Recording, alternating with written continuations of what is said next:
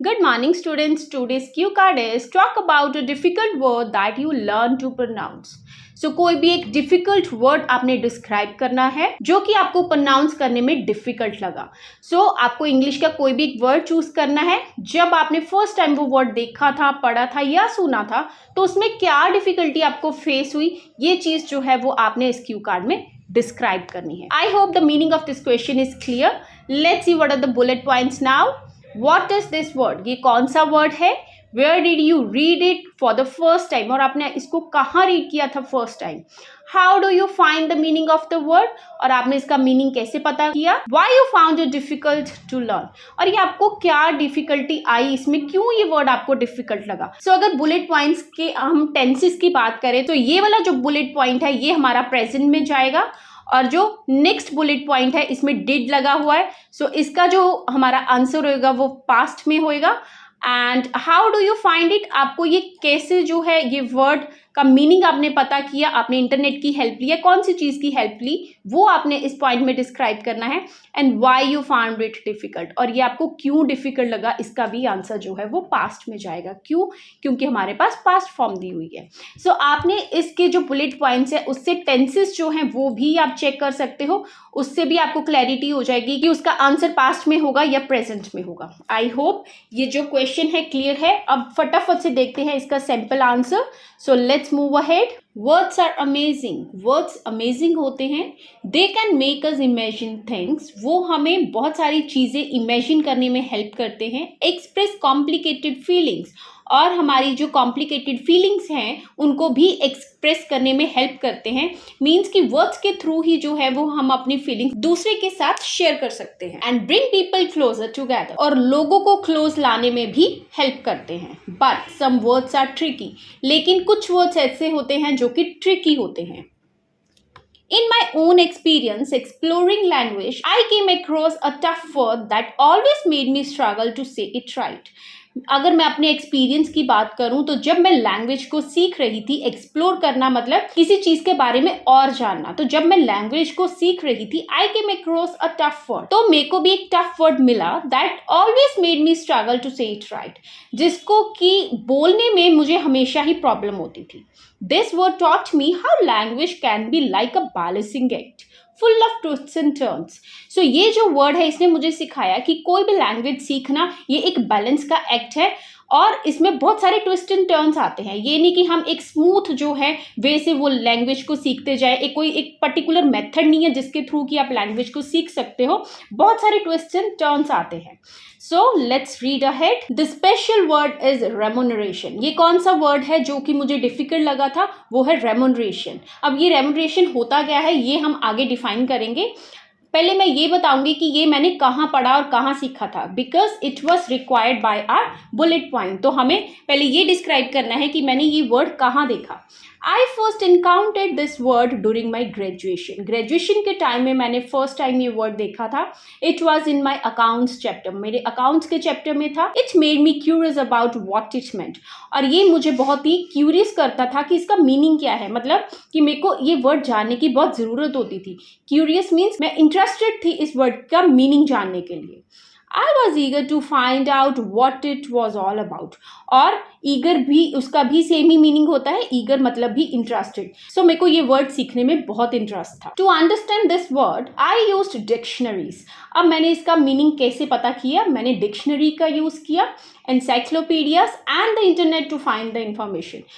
ये भी हमारे बुलेट पॉइंट में ही रिक्वायरमेंट थी कि आपको वो वर्ड जो है वो कैसे पता चला.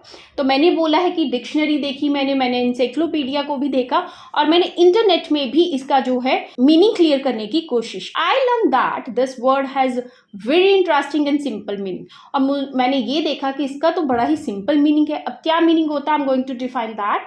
It refers to money, salary और वेजेस. अकाउंट्स में जो सैलरी और वेजेस है जो एम्प्लॉयर एम्प्लॉय को पे करता है उसको हम रेम्यूनरेशन बोलते हैं.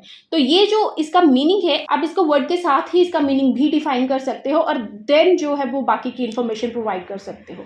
लेकिन मैंने पहले वो इन्फॉर्मेशन प्रोवाइड की है और फिर इसका मीनिंग दिया. It depends upon you how you want to express your viewpoints. Okay, let's read ahead. Although the meaning was simple, हालांकि इसका मीनिंग तो बड़ा ही सिंपल था। अब देखो सैलरी और वेजेस इसका मीनिंग है तो ये तो बड़ा सिंपल है, लेकिन my biggest obstacle was it's pronunciation. Obstacle का मतलब होता है प्रॉब्लम, लेकिन मेरा जो बिगेस्ट प्रॉब्लम थी वो थी इसकी प्रोनाउंसिएशन। रेमुनरेशन जो है, जो बिगिनर्स होते हैं उसको स्पीक आउट करना थोड़ी सी उसको प्रॉब्लम आती है, क्योंकि इसमें साइलेंट वर्ड्स भी होते हैं। सो मेरी बिगेस्ट प्रॉब्लम जो थी वो यही थी, इसकी प्रोनाउंसिएशन। अब ये वाला सेंटेंस जरा ध्यान से देखो, मैंने ऑल्दो से स्टार्ट किया। ये जो है ये एक कॉम्प्लेक्स सेंटेंस है। ऑल्दो से जब हम सेंटेंस स्टार्ट करते हैं तो कई बच्चे क्या करते हैं, ऑल्दो के साथ ही कॉमा डाल देते हैं। कॉमा जो होता है वो जब ऑल्दो का सेंटेंस खत्म होएगा उसके बाद आएगा, यहाँ पे कॉमा आएगा। और इसका मीनिंग जो है वो भी अभी क्लियर नहीं है। Although the meaning was simple, ऐसा लग रहा है कि कोई चीज अभी मिसिंग है। सो ये जो सेंटेंस है ये नेक्स्ट सेंटेंस के ऊपर डिपेंड होता है, ठीक है, ये इंडिपेंडेंट सेंटेंस नहीं है। तो आपको ऑल्दो का यूसेज भी अच्छे से आना चाहिए। इसको अपनी स्पीकिंग में एक सेंटेंस तो जरूर बनाओ if you want to gain good and high. अगर आपको इसका यूसेज की कोई वीडियो चाहिए then do write it on the comment section, मैं डेफिनेटली आपको प्रोवाइड करूंगी। Okay, let's read. But I didn't give up, लेकिन मैंने हार नहीं मानी।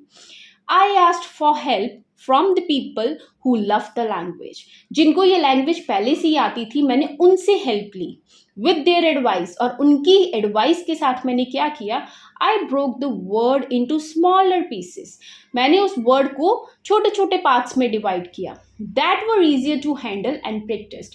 इसी तरह मेरे को प्रैक्टिस करना ईजी हो गया था। सो उनकी एडवाइस के साथ मैंने वो जो वर्ड है उनको स्मॉल पार्ट्स में डिवाइड किया और फिर उसकी प्रैक्टिस की। With my strong determination and lots of practice. Strong determination means कि मैंने अंदर से जो अपना एक गोल सेट किया हुआ था कि यस मैंने ये वर्ड सीखना ही सीखना है, उसके साथ एंड लॉट्स ऑफ प्रैक्टिस, और मैंने बहुत सारी प्रैक्टिस भी की। I finally overcome the difficult word, और मुझे ये डिफिकल्ट वर्ड जो है वो याद हो गया। This journey taught me important lessons about never giving up. अब ये वाली जर्नी से मुझे ये सीखने को मिला कि मुझे कभी भी गिव अप नहीं करना चाहिए। It showed me that even the most confusing words can be mastered if we have the right attitude and believe in ourselves. So it showed me that ये मुझे ये सिखाता है, ये वाला experience, even the most confusing words can be mastered, कि जो सबसे डिफिकल्ट वर्ड्स हो सकते हैं हम उनके भी मास्टर बन सकते हैं, वो भी हमें अच्छे से आ सकते हैं। लेकिन कब आ सकते हैं, if we have the right attitude, अगर हमारा एटीट्यूड उनको लर्न करने को राइट होएगा, ठीक होएगा, अच्छा होएगा।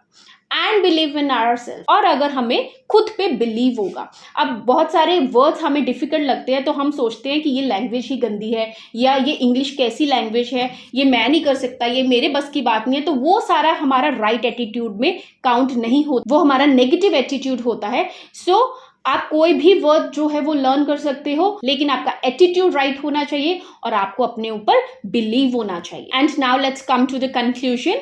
As I look back on my experience, अब जबकि मैं अपने एक्सपीरियंस के बारे में सोचती हूँ, I want to encourage others, तो मैं दूसरों को भी एनकरेज करना चाहती हूँ to embark on their own language adventures. Embark means start करना, कि मैं उनको भी ये एडवाइस देती हूँ कि अपनी लैंग्वेज एडवेंचर को आप स्टार्ट करो।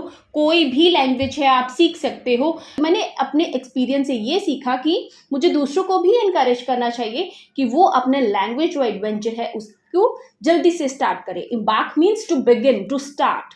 Okay, so this was my sample answer. So I hope ये sample answer आपको clear है और ये बड़ा ही easy था। I try my best to keep it very simple. अगर आपको कुछ इसमें डाउट लगता है या कोई चीज़ समझ नहीं आई, then do write it on the comment section. See you in the next video. Till then, thank you. Have a nice day. Bye bye.